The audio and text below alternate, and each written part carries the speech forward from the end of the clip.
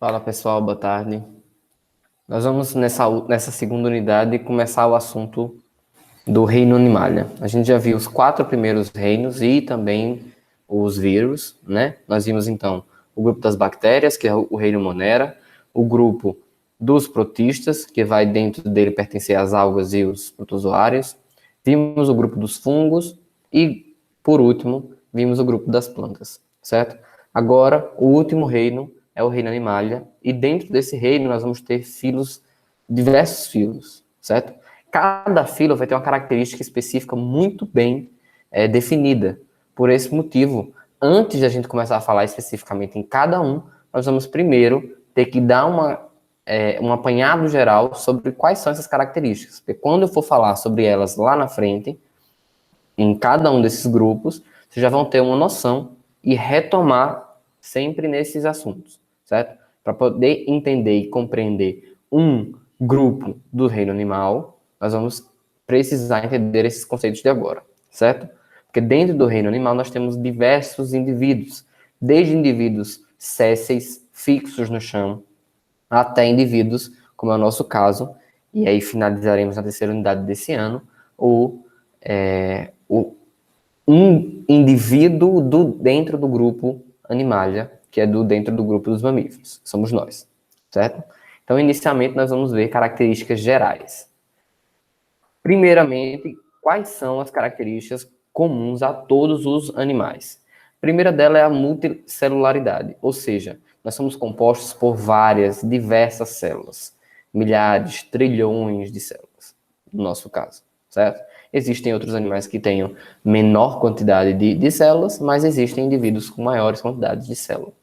Nós somos um exemplo de trilhões de células, certo? Todas as nossas células, em alguma fase da vida delas, vão ser eucariontes, então tem núcleo, tá? Algumas das células podem perder o núcleo por alguma função específica. É o caso, por exemplo, da célula sanguínea, que ela não vai apresentar núcleo, mas é por uma especificidade que ela vai ter que realizar no nosso corpo. Isso aí é algo muito específico, por isso a gente deixa, de maneira geral, a característica eucarionte para todos os animais. Todos os animais têm carioteca cobrindo o núcleo, cobrindo o material genético, ou seja, tem núcleo, certo? Essas células vão se organizar unidas para realizar uma função. Nesse sentido, nós temos aí o tecido formando órgãos, certo? Então, células que se unem, formando um tecido, realizando uma ação específica, e tecidos unidos geram e formam órgãos que também vão ter uma função dentro do corpo do organismo animal, certo? E a última característica geral, presente em todos os indivíduos, é a heterotrofia, ou seja, a incapacidade de produzir o próprio alimento. Então, nós não somos capazes de produzir nosso alimento, nem assim como uma minhoca não é, assim como um grilo não é. Por esse motivo, um rato também. Então, esses animais são exemplos de animais, diversos grupos, mas que todos compartilham da mesma característica. Não produzimos o nosso próprio alimento, precisamos de outros indivíduos, certo? Então, esses alimentos precisam ser digeridos de alguma forma no corpo dos animais. E aí, nós temos dois tipos de sistemas digestórios. Um sistema digestório que é completo, que vai ter a boca, ânus e todos os órgãos parando, por onde o alimento vai passar sendo digerido, ou também dentro do grupo dos animais nós vamos ter indivíduos que têm um sistema digestório incompleto. É o caso aqui da hidra. A hidra é um indivíduo quinidário, certo? Em que ele não vai ter boca e ânus. A boca por onde entra o alimento, onde é ingerido o alimento, também ele é colocado para fora, certo? Também é eliminado pela boca. Então nós temos aqui um exemplo de sistema digestório incompleto, onde nós não temos órgãos específicos, nós temos apenas uma cavidade gastrovascular, certo? Na qual o alimento entra, ele vai ser digerido em partículas menores, absorvido por células específicas, que as células secretam enzimas, enzimas, como a gente já viu lá no primeiro ano, vão acelerar uma reação química, certo? É absorvido pelo indivíduo e aí, pela mesma boca, se elimina aquilo que não precisa mais. Um outro exemplo de sistema digestório incompleto é o caso da planária. Só que agora a boca vai ter uma estrutura tubular que vai se projetar para fora do corpo e dentro desse indivíduo nós vamos ter uma distribuição do alimento, mas a excreção do alimento, a parte que não vai ser necessária para o indivíduo, a parte que não presta, sai pela pele. Sim, as planárias são indivíduos que naturalmente defecam pela pele, certo? Mas não é as fezes que a gente imagina, certo? São estruturas nutricionais que não são absorvidas pelo indivíduo e são eliminadas pela pele da planária, certo? Um exemplo aqui clássico de sistema digestório completo é o sistema digestório da minhoca, no qual nós temos uma boca no orifício central, no orifício inicial da cabeça do indivíduo e um ânus onde termina esse trato digestório. Dentro desse sistema digestório, nós temos órgãos específicos, como é o caso da faringe, do esôfago, o papo, onde nós vamos ter algumas pedras capazes de moer substâncias um pouco mais duras. Vocês sabem que a minhoca ela, coloca toda a matéria orgânica na boca, inclusive a terra. Ela não separa o que é matéria orgânica e o que é terra. E é por isso que o humus, a produção das fezes da minhoca, é tão importante para uma planta. Porque ela dá para a planta a capacidade dos nutrientes serem digeridos, certo? E estarem em um tamanho capaz de ser absorvido pela planta, certo? Então, a minhoca, um solo rico em minhoca, é muito importante para a planta que está próximo ali, certo? Porque a minhoca faz esse papel aí de quebrar em partículas menores uma matéria orgânica maior, certo? Então, sistema digestório, quando eu falar para vocês, esse grupo tem sistema digestório completo, aí nós vamos perceber que o sistema digestório completo é capaz de ter boca, ânus e todas estruturas capazes de ajudar na digestão do alimento. O incompleto vai seguir de acordo com o grupo dos indivíduos animais que eu for falando, tá?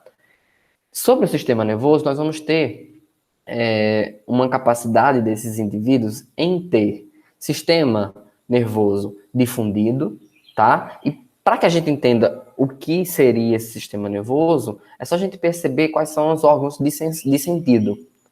E vejam só, os indivíduos animais, eles têm uma adaptação maior para a sobrevivência justamente por esse sistema aí. O sistema nervoso é algo que surge dentro dos indivíduos animais, certo? Que vai evoluir de acordo com a complexidade do indivíduo, certo? Da complexidade do grupo animal, mas que essa característica faz com que exista uma maior adaptação de sobrevivência no ambiente, certo? Uma vez que nós temos um sistema capaz de reconhecer o ambiente e de poder se adaptar a ele, de poder mudar, de poder reagir a esse sistema, certo? Nós temos uma característica positiva para os indivíduos, certo? Isso é importante em diversos aspectos da interação dos animais no mundo, certo? Então, existem o sistema nervoso difuso, por exemplo, o caso da hidra. Lembra daquela hidra lá da primeira, aqui, ó, a hidra. Além dela ter um sistema digestório incompleto, ela também vai ter um sistema digestório ou sistema nervoso difuso, na qual nós não temos uma concentração de células capazes de, por exemplo, encefalizar, capazes de formar um cérebro, certo? Nesse indivíduo, nesse animal, nós temos um sistema difundido, em qual todas as partes do indivíduo vai ter células de reconhecimento sensorial. E aí, com o histórico evolutivo dos indivíduos, nós vamos ter uma maior concentração de sistema nervoso. É o caso dos anelídeos e dos plateumintos, que vão possuir uma certa concentração de células nervosas que chamaremos de gânglios cerebrais. Ainda não é a estrutura de um cérebro como nós conhecemos do humano, mas já é a união de células nervosas capazes de reagir a estímulos sensoriais, certo? E aí, dentro desse sistema, nós vamos ter a presença de estruturas sensoriais mais adaptadas e outras não tanto. Vão existir indivíduos que vão ter uma produção de imagem muito potente, é o caso de uma abelha, e indivíduos que não têm uma produção de imagem, como é o caso da minhoca. A minhoca não tem uma produção de imagem reconhecida. A minhoca não olha para a gente, ela não consegue formar uma imagem, certo? Já existem outros indivíduos que já conseguem reconhecer a luminosidade, então se o ambiente é mais luminoso ou não. Então, essas são estruturas que favorecem a presença, permanência e adaptação no meio ambiente, certo? E logo mais, nós teremos aí um processo de encefalização, que é uma concentração muito maior de células nervosas, capazes de reconhecer o ambiente e de reagir a esse ambiente com maior facilidade, com maior rapidez e com maior expertise, certo? Claro que isso tudo não é intencional, tá? Isso é um acaso que aconteceu em processos evolutivos e que o ambiente foi selecionando indivíduos mais adaptados, tá certo? Mas isso é um assunto que a gente vai ver lá em evolução do terceiro ano. Vamos com calma, por agora, sistema nervoso em 3 formas. Difuso, seria em toda a parte do corpo do indivíduo tem células de reconhecimento. Os gânglios cerebrais, na qual nós temos um certo nível de encefalização, tá? Células nervosas unidas para realizar uma função. E o encéfalo, que é uma estrutura maior e complexa, com separação de células nervosas capazes de reconhecimento, capazes de reação, de formação de imagem, formação de cheiro, sentido, etc. Tá? Então, sistema nervoso pode ser dessas formas. Quando eu falar lá no grupo dos indivíduos, é o sistema difuso, vocês já sabem como é o sistema nervoso, certo? Esse indivíduo vai formar gânglios cerebrais, vocês já sabem como é que é essa formação. Aqui o caso da planalha, ó. Próxima à cabeça, nós vamos ter aí gânglios cerebrais, estruturas de maior concentração de células nervosas. No corpo tem? Tem. Só que eles não estão tão concentrados quanto na parte da cabeça, né? Sobre o sistema circulatório, nós temos 2 tipos de sistemas circulatórios, por onde o sangue vai correr, certo? O sistema circulatório fechado, e aí no sistema circulatório fechado, nós vamos poder chamar esse líquido de sangue, tá? Esse sangue, na circulação fechada, vai circular por vasos. Então, os vasos vão levar sangue oxigenado, ou então rico em gás carbônico, rico em nutrientes, para cada célula do indivíduo. Lembra, animais pluricelulares ou multicelulares, né, muitas células, precisa de uma alimentação de nutrientes, levando para cada uma dessas células. Quem faz esse papel? Sistema circulatório. Sistema circulatório fechado vai ter vasos, estruturas tubulares capazes de levar um líquido que a gente chama de sangue, tá? No caso de indivíduos animais que têm a circulação aberta, nós vamos chamar esse sangue de hemolinfa, tá? É uma estrutura próxima ao sangue e que não corre por vasos.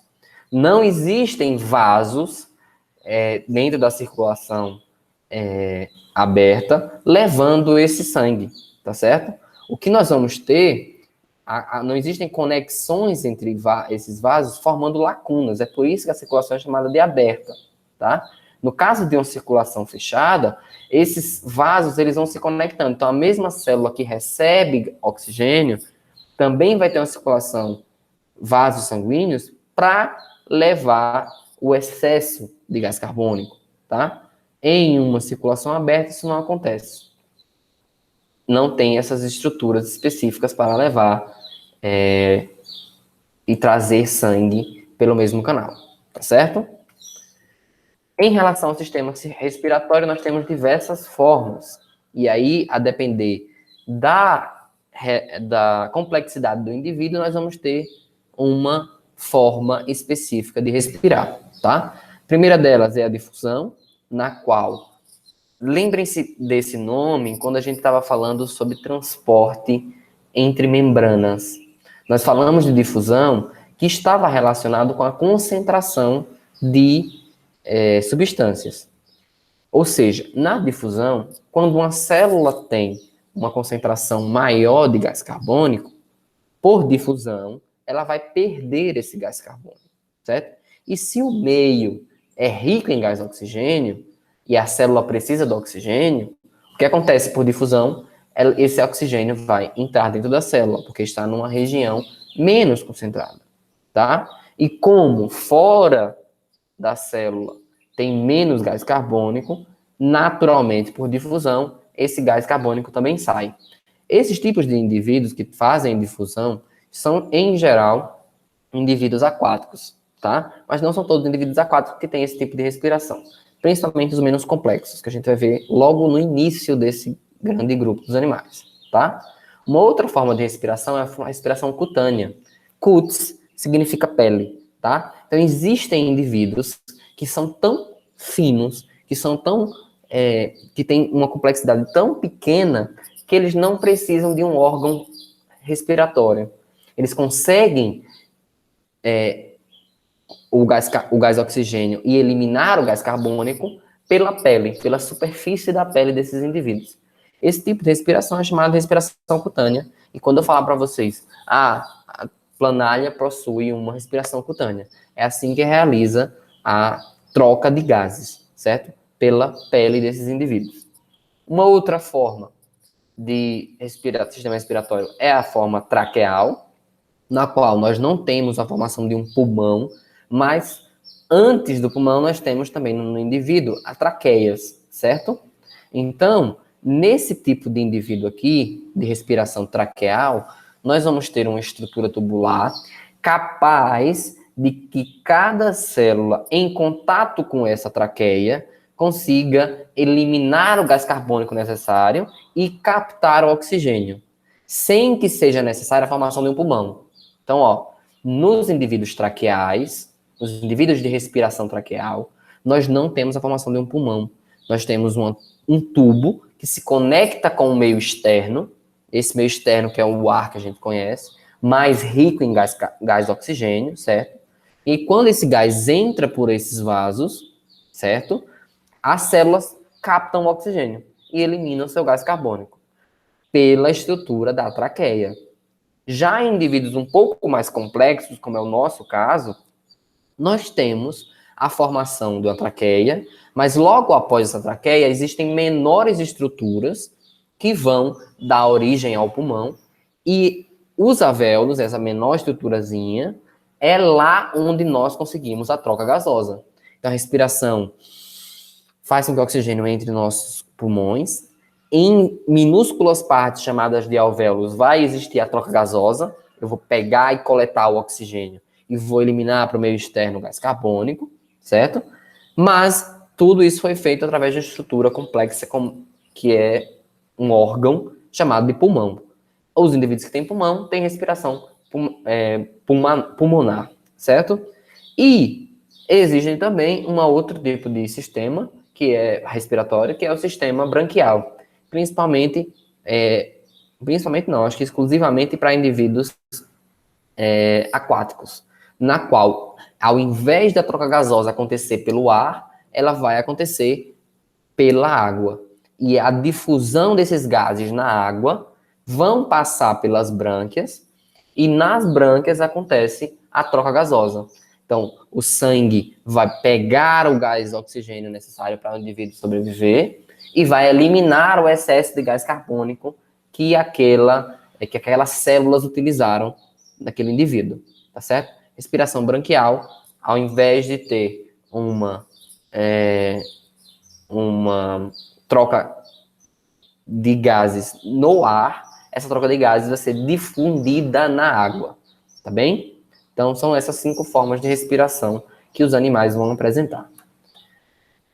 Em relação à simetria, nós temos 3 tipos de simetrias, principalmente 2, né? Mas nós temos indivíduos que também são assimétricos, que não têm uma linearidade entre um lado do corpo e o outro, tá? Eu coloco aí um exemplo aí de Goku, que nós vemos basicamente que ele não tem uma simetria, o lado direito dele não tem uma proximidade com o lado esquerdo. Isso aí foi um erro de desenho, é só para demonstrar como deveria funcionar uma simetria para um mamífero, né? Que seria a simetria bilateral, na qual uma parte do lado do indivíduo tem estruturas semelhantes ao outro lado. Lembrando que essas estruturas elas são apenas consideradas a parte externa, tá? Internamente vai ter as suas diferenças. Por exemplo, a gente só tem um apêndice, então eu estou falando da parte externa. A simetria foi importante para a classificação biológica, e a gente vai ver que existem grupos que vão se diferenciar, também ter uma característica de diferenciação pela simetria, mas os tipos principais é a simetria bilateral, onde a gente só tem um plano que corta o indivíduo, tá? Em duas partes semelhantes, e a simetria radial, na qual nós temos a formação de raios, e aqui a gente vai ver algo próximo à matemática, né? Na qual, cortando esses indivíduos em raios, nós vamos ter estruturas próximas. Caso simples de simetria radial é a estrela do mar, na qual nós temos uma simetria pentarradial, né? Com 5 raios. E aí nós temos o indivíduo, partes iguais do indivíduo. E também possuem indivíduos com falta de simetria, ou seja, são indivíduos assimétricos. Isso aqui, pasmem vocês, é o exemplo de um animal, um protozoário, não, bicho, um porífero, isso, e ele é assimétrico, ele não tem uma estrutura de divisão corpórea com padrão. Se eu cortar ele aqui no meio, para metade, nós vamos ter estruturas diversas de um lado direito e do outro lado esquerdo, tá certo? Como é que acontece o desenvolvimento embrionário dos indivíduos animais? Principalmente depois da fecundação, né, da formação de um zigoto, nós vamos ter a divisão entre células, né, para formar tecidos específicos. Durante esse desenvolvimento embrionário, nós vamos ver que existe a formação de estágios do indivíduo animal, que aí seria o estágio da formação do tubo digestório, da formação de outras células nervosas, de células capazes de preencher o indivíduo, que a gente vai falar neste instante, que se chama celoma. Para os animais, nós vamos ter 2 tipos específicos. Ou a formação de tecidos em indivíduos com a característica de blástica, ou seja, nós temos 2 tecidos sendo formados e internamente uma cavidade digestiva, certo? E indivíduos triplásticos, na qual existem um outro tipo de tecido, tá? Para os 2, nós temos a endoderme, que é um tecido que vai recobrir aí a cavidade digestiva. Para os 2, nós também temos a ectoderme, que são células que vão gerar a estrutura externa do indivíduo, ecto vem de fora, certo? E em alguns casos, nós temos a formação de um terceiro tecido, que é a mesoderme. São tecidos internos de preenchimento, que nós vamos ver em que isso pode dar, certo? Especificamente. Quando essas células estão se dividindo e formando lá depois da fecundação, se ela originar inicialmente a boca do indivíduo, nós dizemos que esses indivíduos são indivíduos protostômios, ou seja, que dentro da divisão celular, na hora lá, ocorreu a fecundação, formou o zigoto, ele começou a se dividir, formar várias células. Lembre-se da característica da multicelularidade, certo? Se a primeira estrutura formada foi a boca, aqui é mouth, a boca foi formada primeiro do que o ânus, esses indivíduos serão chamados de indivíduos protostômios, certo? Mas animais na qual a divisão celular forma inicialmente o ânus, antes de formar a boca, porque o que a gente está falando aqui são das células que vão dar origem à estrutura digestiva, certo? Se na célula de formação do sistema digestório der origem à boca primeiro, mouth, boca, nós teremos indivíduos protostômios. Mas se o indivíduo inicialmente originar o ânus antes da formação da boca, nós teremos indivíduos deuterostômios, certo? Qual é a relevância de entender esse assunto? Na hora que nós estivermos falando sobre o desenvolvimento do embriogênico dos indivíduos, dos animais, a formação de uma estrutura digestiva vai ser um diferenciador dos grupos, certo? E aí a gente vai entender a importância de saber sobre protostômios e deuterostômios, certo? Mas reforçando, protostômios são indivíduos que na hora da divisão celular formam inicialmente a boca, não, certo? Protostômios. Já os indivíduos que primeiro originam o ânus como estrutura digestiva, certo? São chamados de deuterostômios, ok? Lembram-se que eu falei de uma estrutura, de um tecido interno, lá nos indivíduos triblásticos. Os indivíduos triblásticos, por possuir essa mesoderme, esse tecido interno, pode gerar, dentro da formação do indivíduo, uma estrutura de preenchimento. Essa estrutura de preenchimento a gente chama de celoma, tá certo? Então, o celoma vai ser o espaço por onde vão desenvolver os órgãos, certo? Os órgãos vão o quê? Preencher esse espaço, tá ok? Indivíduos que possuem o celoma, nós chamaremos de indivíduo celomado, certo? Que é essa estrutura aqui, ó, vazia internamente, tá? Recoberta por mesoderme.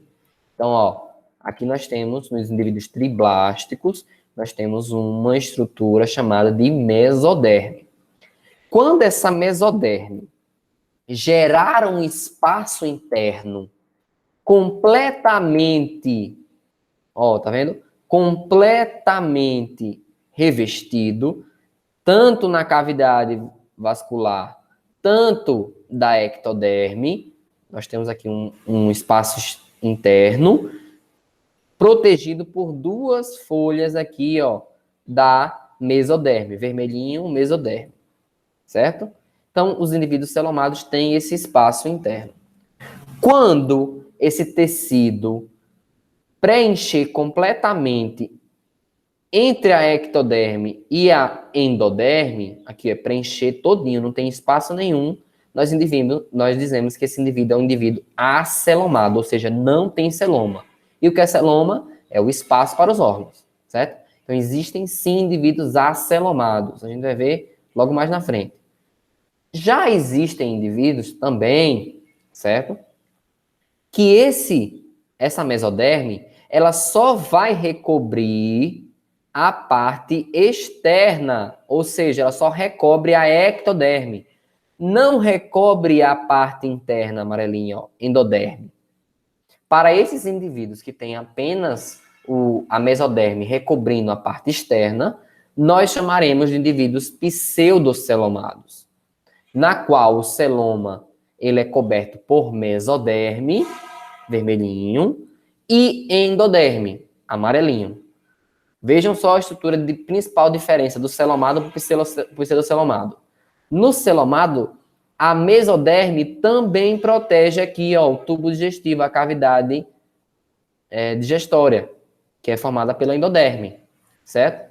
Nos pseudocelomados, nós não temos esse vermelhinho protegendo aqui também o tubo digestivo. Ou seja, quando a mesoderme só cobre a ectoderme, nós temos indivíduos pseudocelomados, certo? Nesse sentido, nós vamos ver aqui a evolução biológica dos animais, todos os grupos de animais. Então, a primeira característica principal aqui, ó, compartilhada de todos, é pluricelulares, certo? Dentro dos pluricelulares, nós vamos ter um grupo muito primitivo, um grupo muito com pouca complexidade, que são chamados de poríferos. Eles não vão ter um tecido diferenciado, certo? A ausência de tecidos diferenciados vai colocar eles nesse grupo aqui, tá? Todos os outros, então, vão ter tecidos verdadeiros. Esses tecidos verdadeiros serão necessários para algumas funções no corpo dos indivíduos. E a gente vai ver especificamente.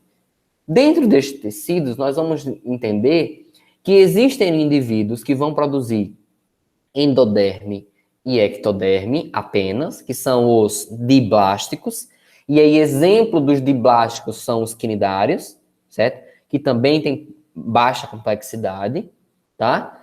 E os triblásticos, ou seja, a partir daqui dos quinidários, todos, plateamentos, nematóides, moluscos, anelídeos, artrópodes, equinodermos e nós cordados, teremos o padrão embriogenético de tecidos de triblásticos, ou seja, nós temos 3 tecidos: a ectoderme externa, a endoderme, que vai internamente poder formar ou não celoma, e a endoderme, que vai proteger o nosso material, o nosso sistema digestório, certo? Então, dentro dos triblásticos, nós vamos ter agora indivíduos sem celoma, a gente já falou o que é o celoma, né? Exemplo deles, o patelminto, tá?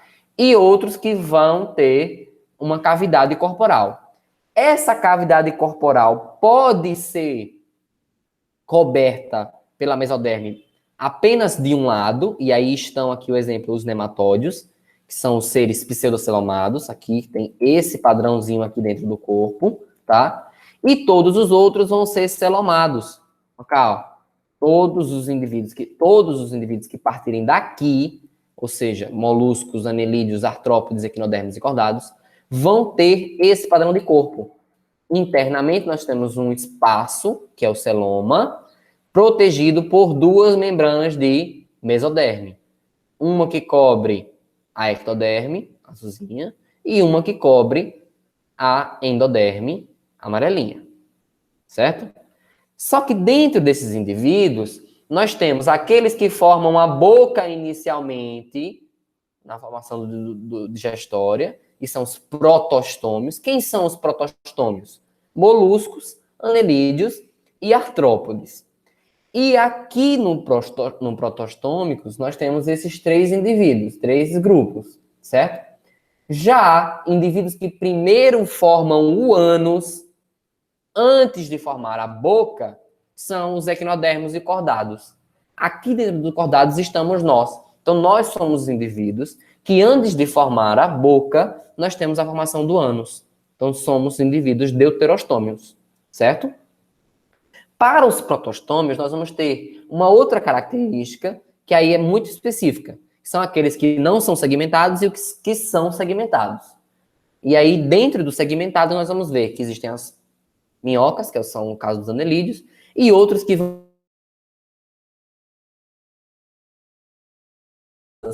E dentro deles estão os artrópodes. Mas isso especificamente eu vou falar dentro do grupo, tá certo?